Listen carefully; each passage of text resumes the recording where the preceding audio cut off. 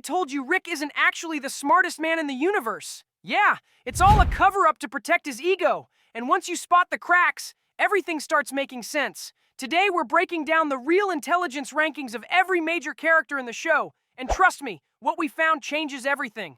Sixth place, Rick Prime, the self-limiting destroyer. So everyone thinks Rick Prime is this ultimate genius, right? But here's the thing. He's not actually smarter than other characters. He's just more willing to destroy everything to get what he wants. Intelligence in Rick and Morty isn't about building cool gadgets. It's about navigating psychological warfare and coming out ahead. And Rick Prime fails that test completely. Check out Solarix in the beginning of Season 6. While Rick C137 is building complex relationships and scientific achievements, Rick Prime is systematically destroying every version of Diane across the multiverse. That's not strategic genius, that's obsessive tunnel vision disguised as power. But here's the really twisted part. Rick Prime's greatest intelligence feat is actually his biggest limitation. He figured out how to manipulate Rick C137 emotionally by killing his family, but then he became completely obsessed with that one victory and never moved beyond it. Remember in Season 5, in Richternal Friendshine of the Spotless Mort? Rick Prime didn't just kill Diane and Beth, he created his own nemesis on purpose. But then what did he do with decades of free time? Nothing. He just kept killing more Dianes like it was his day job. You can see this through Rick Prime's dialogue patterns. He's articulate and cruel, but he never demonstrates actual long-term planning beyond destroy things Rick C-137 cares about. That's not intelligence, that's sophisticated vandalism with a portal gun. Rick Prime's downfall in Season 7 isn't because he gets outthought scientifically, it's because his obsession with destruction made him predictable. Evil Morty and Rick C-137 don't have to outsmart him, they just have to understand his psychological limitations. What makes him only sixth? His intelligence is entirely reactive and destructive. He can break things brilliantly, but he can't build anything lasting. Fifth place, Summer, the underestimated tactical genius. This is where everyone gets the intelligence rankings completely wrong, because Summer might be the smartest tactical thinker any of us have ever seen. Here's what's been hidden. Summer doesn't just survive Rick's chaos, she leverages it for her own goals. While everyone else is trying to keep up with Rick's science experiments, Summer's playing a completely different game. Look at Rick's minutes at the end of the first season. While I'm having an existential crisis about being an unwanted pregnancy, Summer processes the exact same devastating information and decides to save Rick and me instead of running away. That's not just emotional maturity, that's strategic thinking under pressure. But here's where it gets really scary. Summer treats Rick like a weapon she can aim when needed. In the Season 3 opener, the Rick Shank Rick-demption, while Jerry's collaborating with the Federation and Beth's having identity crises, Summer's the one who figures out Rick's plan and positions herself as his ally. She's not seeking Rick's approval like the rest of us. She's using Rick's capabilities to achieve her own objectives. Remember Big Trouble in Little Sanchez in the second season? Summer immediately recognizes that Tiny Rick is becoming unstable, manipulates the entire situation to save both versions of Rick, while also using it to gain social status at school. She solves a multiverse-level crisis and gets Homecoming Queen in the same weekend. You can see Summer's tactical genius through her adaptation patterns. She doesn't waste energy fighting systems she can't change. She finds ways to benefit from chaos while minimizing personal risk. But here's what's twisted. Summer's intelligence is specifically optimized for working within family dysfunction. She's brilliant at managing Rick's chaos, but she's never tried to escape it like Evil Morty did. What makes her only fifth? Her tactical brilliance is reactive problem solving. She's amazing at handling crises, but she doesn't challenge fundamental assumptions about how things should work. Fourth place, Beth and Space Beth, the divided intelligence. This is the part that's going to mess with your understanding of our family, because Mom might actually be smarter than Rick in some ways, and Rick is absolutely terrified of that possibility. Everyone thinks Beth is just Rick's damaged daughter, but we've been shown her Rick-level intelligence since Season 1, disguised as family dysfunction. Look at the ABCs of Beth at the end of Season 3. When Rick shows her his childhood inventory of weapons she requested, we're not seeing cute father-daughter bonding. We're seeing evidence that Beth was designing tactical scenarios and requesting advanced weaponry when she was 7 years old. That's not normal childhood curiosity. That's strategic military thinking wrapped in daddy issues. But here's where it gets really scary. Space Beth proves what happens when Beth stops seeking validation and starts applying her intelligence directly. She becomes a galactic-level threat who overthrows governments, fights cosmic entities, and earns the most wanted status across multiple star systems. And she does it without Rick's technology. Space Beth's weapons are stolen, borrowed, or improvised. Her intelligence is pure tactical adaptation and strategic leadership under pressure.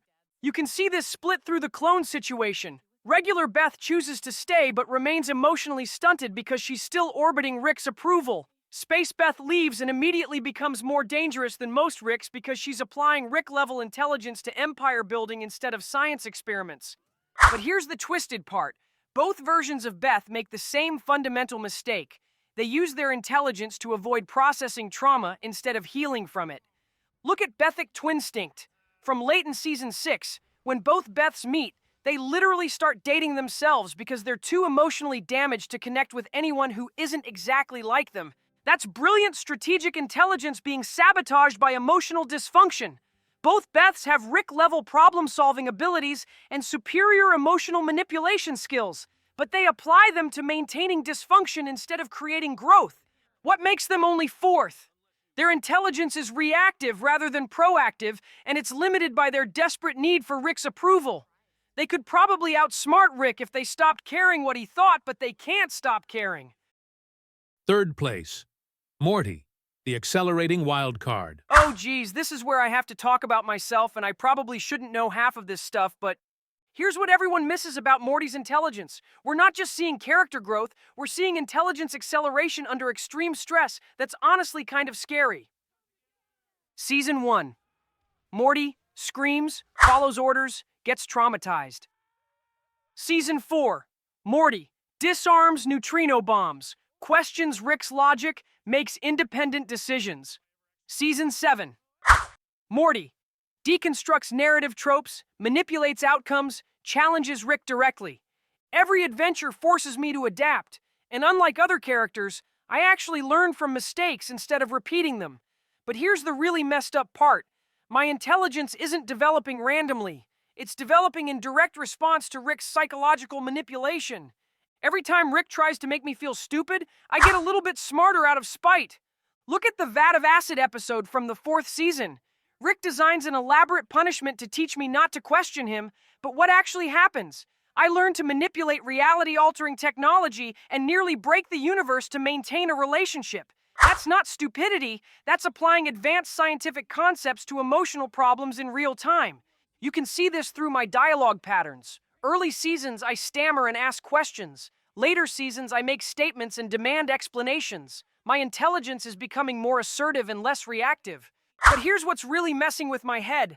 I'm starting to understand Rick's technology not by studying it, but by being exposed to it under extreme stress. That suggests my intelligence isn't just growing, it's adapting specifically to counter Rick's advantages. Remember One Crew Over the Cuckoo's Morty? Season 4, Episode 3? I literally deconstruct an entire heist narrative and walk away because I finally understand how Rick manipulates story structures to control outcomes. That's not just character growth, that's meta-narrative intelligence. What makes me only third? I'm still emotionally dependent on Rick's approval, which limits my strategic thinking.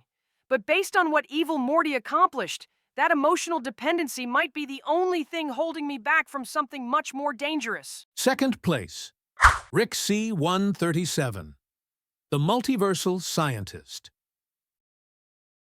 Here's what we need to understand about Rick C-137. He's not the smartest person in the multiverse. He's the most scientifically capable person who's emotionally broken enough to use that capability destructively. Rick's intelligence is undeniable. Portal travel, universe creation, consciousness transfer, time manipulation. Scientifically, he's operating on a level that most beings can't even comprehend. We consistently see that Rick can solve any technical problem given enough time and resources. But here's where the performance versus reality split becomes obvious. Rick's scientific genius is actually a trauma response. He builds technology to avoid dealing with emotions, creates multiversal barriers to avoid facing consequences, and surrounds himself with inferior versions of himself to avoid genuine challenge. The central finite curve isn't proof of Rick's intelligence, it's proof of his fear. He literally carved out a section of infinity where he's guaranteed to be the smartest because he couldn't handle the possibility of not being special. You can see this through Rick's behavior patterns. Every time he faces a problem he can't science his way out of, therapy, genuine relationships, moral consequences, he either runs away or destroys everything around him. But here's what's really scary about Rick's intelligence. It's specifically designed to maintain isolation. Every invention, every scheme, every manipulation is ultimately about avoiding genuine connection with other people. Rick is brilliant at solving problems, but he's terrible at identifying which problems are actually worth solving. His intelligence serves his trauma instead of healing it. What makes him only second? His emotional dysfunction limits his strategic thinking. Rick can solve immediate problems but can't do long-term planning because he can't acknowledge what he actually wants. First place, Evil Morty, the transcendent strategic intelligence. And here's the truth that's going to destroy everything you thought you knew about intelligence in our show. Evil Morty isn't just the smartest character. He's operating on a completely different level of consciousness than everyone else. But I'll explain why in just a moment, because what Evil Morty figured out will completely blow your mind. And trust me, you don't want to miss what's coming next because this is where everything gets absolutely insane. The meta-truth about intelligence. Here's what's been hidden in plain sight since Season 1. Intelligence in Rick and Morty isn't measured by scientific capability. It's measured by the ability to see through the show's own illusions and act on that knowledge. Evil Morty is the only character who figured out that the entire premise of Rick and Morty is a lie. Rick isn't special, the adventures aren't meaningful, and the multiverse isn't infinite. It's just a cage Rick built to protect his ego from reality. Look at Evil Morty's actual achievements. He exposed the central finite curve as a multiversal safe space for Rick's insecurity. He revealed that Ricks aren't inevitable geniuses, they're manufactured trauma responses. He escaped the entire narrative framework that traps everyone else. He did it all without building a single piece of original technology. Evil Morty's intelligence isn't scientific, it's philosophical. He understood that the game itself was rigged and chose not to play. But more than that, he understood that winning the rigged game was still losing. But here's the meta-narrative element that's gonna mess with your head. Evil Morty isn't just the smartest character in Rick and Morty, he's the only character who's aware he's in Rick and Morty and chooses to act on that awareness. Think about his final scene in Rick Mirai Jack, Season 5, Episode 10. He doesn't deliver a victory speech or explain his plan to the camera. He just walks away into the wider multiverse because he knows the audience is watching and he doesn't need our validation or understanding. You can see this through Evil Morty's dialogue patterns. He never explains himself unless it serves a tactical purpose. He never seeks approval or understanding. He just acts with perfect strategic clarity and then leaves. Remember close Rick counters of the Rick kind at the end of Season 1? While every Rick was focused on finding the mastermind, they completely overlooked the possibility that a Morty could be orchestrating everything. Evil Morty exploited their own arrogance as their blind spot. Then in the Ricklantis mix-up from the 3rd season, he embedded himself in the Citadel's political system, won by pretending to care about Morty equality, then executed every opposing faction the second he took power. That's not just smart, that's playing multiple psychological games simultaneously. But here's what's really terrifying. Evil Morty's intelligence works on multiple levels simultaneously. He's playing the immediate tactical game, defeating Ricks, the strategic game, escaping the central finite curve, and the meta-narrative game, rejecting the premise of the show itself, all at the same time. That's not just intelligence, that's transcendence. Evil Morty didn't just outsmart Rick, he outgrew the entire concept of what intelligence means within Rick's framework. The intelligence, hierarchy, truth. Rick Prime was smart enough to manipulate systems, but too obsessed with destruction to build anything lasting. Summer is tactically brilliant, but trapped within family dynamics. Beth has Rick-level intelligence, but wastes it seeking his approval. I'm getting smarter, but still emotionally dependent on Rick's validation. Rick C-137 is scientifically brilliant, but emotionally stunted by his own trauma. And Evil Morty? He figured out that the smartest thing you can do in a universe designed to make you suffer is to leave that universe entirely and find one where you can actually be free. But here's what's really messing with my head about our family specifically. We're all smart enough to see the problems, but we're all too psychologically damaged to solve them. Beth could leave Rick but chooses to seek his validation instead. Summer could challenge the family dynamic but profits from it instead. I could stop going on adventures, but I'm addicted to feeling special. We see this pattern in every family episode. We're not stupid. We're trapped by our own intelligence being applied to maintaining dysfunction instead of healing from it. Rick built a multiverse where he's always the smartest person, but intelligence isn't about being right. It's about being free. And the only character who achieved actual freedom was the one who stopped trying to be smart within Rick's system and started building his own system entirely. Evil Morty didn't outsmart Rick. He transcended the entire concept of competition with Rick, and maybe that's the difference between intelligence and wisdom. Intelligence is about solving problems within the system. Wisdom is about recognizing when the system itself is the problem and having the courage to build something better. The question is, are any of us smart enough to follow Evil Morty's example? Or are we too afraid of what we'd find outside Rick's carefully constructed multiverse? Because unlike Evil Morty, we can't just walk away. This is our family. This is our universe. This is our story. Especially because Rick wrote most of it to keep us trapped. Well, that's what I've figured out so far. But before you go, I want to leave you with one last thought.